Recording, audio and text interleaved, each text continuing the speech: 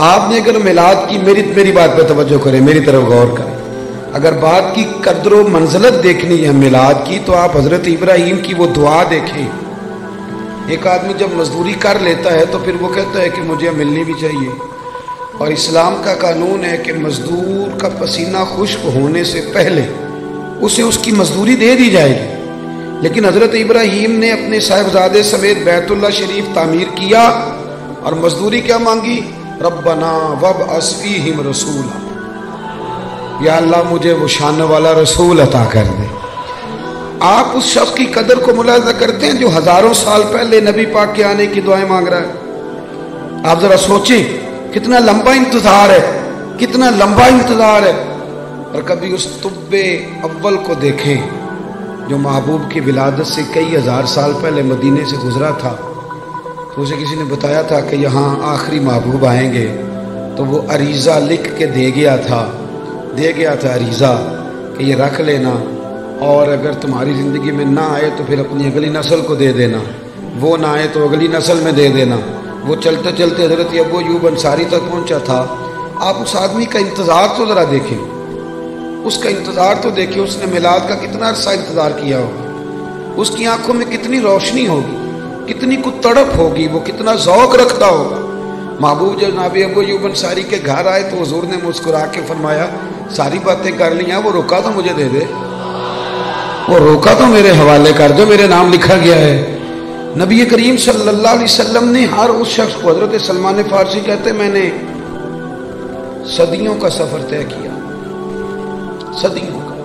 میرا آپ کا مسئلہ یہ ہے کہ ابا جی دادا جی گھر میں مسلمان تھے، میلاد گھر میں ملا ہے، اس لیے سارا دن بحث ہوتی ہے کہ کرنا چاہیے کہ نہیں کرنا چاہیے، منانا چاہیے کہ نہیں منانا چاہیے. میں تو اب اس پر دلائل نہیں دیتا، میں نہیں دیتا. میں کہتا ہوں صدیاں گزر گئیں، بزرگ دلائل دیتے رہے، کتابیں لکھی گئی. اب ہم سے یہ نہ پوچھو کہ میلاد کرنا چاہیے کہ نہیں کرنا چاہیے، اب تو ہم سے یہ پوچھو کہ میلاد کی جھنڈیاں وضو کر کے لگانی چاہیے کہ بغیر وضو کے بھی لگ جائے. اب ساری زندگی یہی اٹکے رہنا ہے کہ کرنا چاہیے کہ نہیں کرنا چاہیے. اب تو ہم سے پوچھو کہ میلاد کا لنگر وضو کر کے پکانا ہے کہ بغیر وضو کے بھی پک جاتا ہے. اب تو آگے بڑھنے کی کوئی بات کرو صاحب کہ یہی ساری زندگی ہم لوگوں نے اٹکے رہنا ہے. بھائی میلاد شریف ایک ذوق ہے، بہت بڑا واقعہ، بہت بڑا.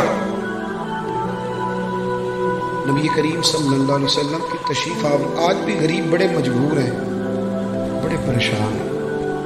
اللہ نہ کرے ہم پر کوئی ایسا وقت آئے کہ جب ہم بے بس ہو جائیں. لیکن جب آدمی اپنے آپ کو بے بس پاتا ہے تو بڑی تکلیف میں ہوتا ہے. میں دعا کر رہا ہوں اللہ نہ کرے کوئی ایسا وقت آئے. لیکن یارو بیٹی کتنی بے بس تھی، جو زندہ ہوتی تھی اسے اس کا باپ قتل بھی نہیں کرتا تھا، یعنی مارتا بھی نہیں تھا، بلکہ ویسے ہی گڑھا کھود کے نا تو زندہ کوئی. یہ کبھی آپ دیکھیں تو پرانے بادشاہ سزا دیتے تھے، زندہ لوگوں کو چنوا دیتے تھے، یہ بہت بڑی سزا ہوتی تھی. اب پتہ نہیں کب اس کا دم گھٹتا ہوگا، کب وہ بیچاری مرتی ہوگی. زندہ بچی کو زمین میں رکھ کے اس کے اوپر مٹی ڈال دی جاتی تھی، وہ کتنی کو چیخیں مارتی ہوگی. آپ سمجھے اس بات کو کہ وہ لوگ کتنے سخت تھے کہ جو اس قدر زیادہ. آج بھی بڑا گناہ گار شخص بھی ہونا تو بیٹی کا نام لیں تو اس کی آنکھوں میں آنسو آ جاتے ہیں. وہ بہت بڑا بھی انسان سخت دل ہو تو بیٹی کبھی رو پڑے تو وہ بھی رو پڑتا ہے.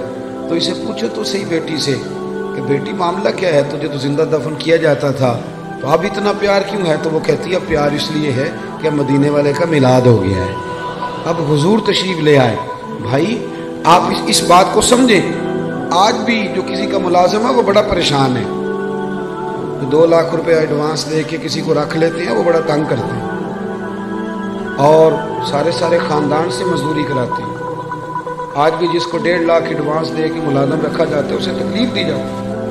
کبھی تو ایڈوانس والا اتنا پریشان ہے، کبھی اسے پوچھ کے دیکھو تو جسے خرید لیا جاتا تھا اس کی مرضی کوئی نہیں، کھا نہیں سکتا، پی نہیں سکتا، جا نہیں سکتا، بلکہ یہاں تک حالت تھی کہ وہ اس کی ڈیوٹی ہے اونٹ سنبھالنے کی، تو وہ اپنی مرضی سے اگر اونٹ دھوپ سے کھول کے چھاؤں میں باندھ دیتا تو درے پڑتے تھے.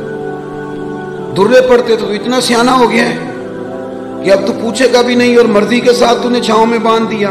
اور اگر وہ نہیں باندھتا تھا تو پھر بھی مالک مارتا تھا کہ تجھے نہیں پتا اسے باندھنا ہے. بس وہ غلام جو ہے تو اسے مار پڑتی تھی.